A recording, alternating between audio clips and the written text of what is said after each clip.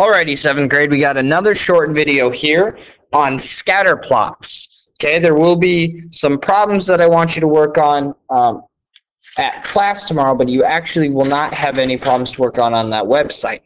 Okay, scatter plots are exactly the same as a line plot, except we do not combine the points. So I've made a graph of data here. These are all dinosaurs: Triceratops, Tyrannosaurus.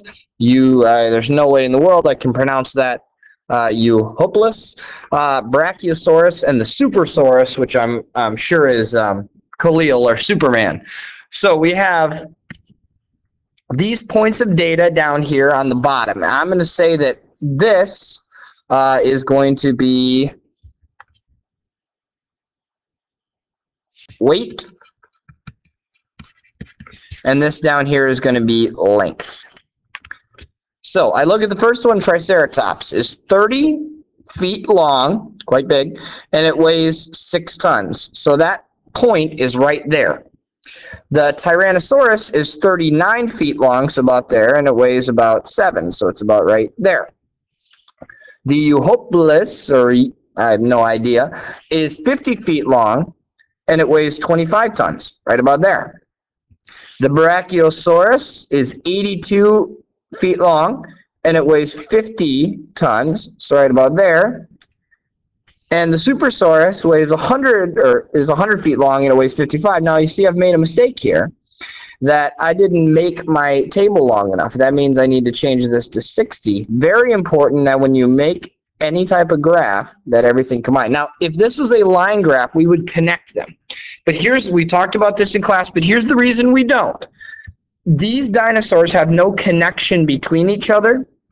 There's no dinosaur that's going to be 36 inches long and 6.5, tons. It just doesn't make sense. So we don't connect them because the points have no connection between them. Okay, so this is a scatter plot, and that's it. You're done. So once we have a piece of data like this, once again, there's no connection between these points. We just want to make a scatter plot. So I would like you to make this on your own, and this will be part of your assignment, to bring this scatter plot to class tomorrow.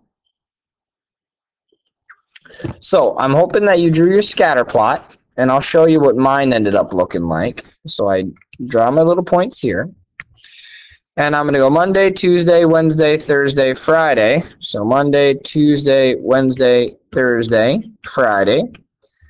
Points here, I'm going to go up by 2s. 2, 4, 6, 8, 10. Monday, I made 7 shots. Tuesday, I made 6. Wednesday, I made 4. Thursday, I made 3. And Friday, I made 2. Now, here's what I think is interesting. If you notice that this kind of is making a line down there through the data, like that. Okay? That brings us directly into our next point. If I can get my pen to work. There we go. The concept of correlation. Now, the word correlation here simply means a relationship.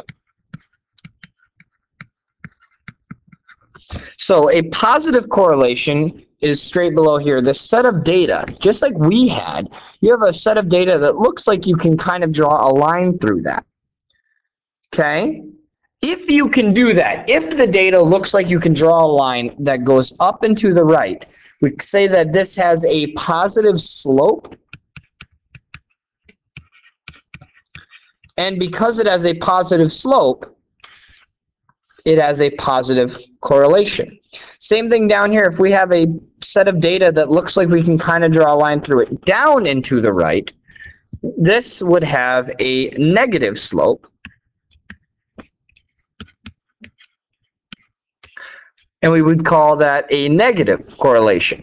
But if we have a set of data that kind of looks like this, there's no line that we can draw through this to get a set of data, we would simply say that there's no correlation because we can't draw a line of best fit. Okay? So, I would like you to pause this video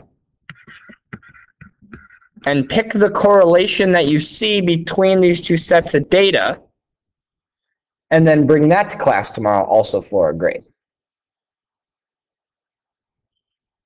Alrighty, I'm back. The Lakers are currently up by 14 as the second half is starting, so it's going to ruin my day. So I better finish the video here quick. Okay? Here, I see that I can kind of draw a line through there like that. And so I would say that this has a positive correlation. Once again, we have to spell it right or we won't get points.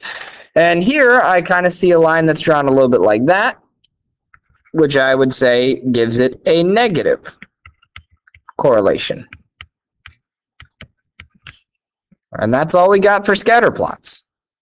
We're going to do these tomorrow in class.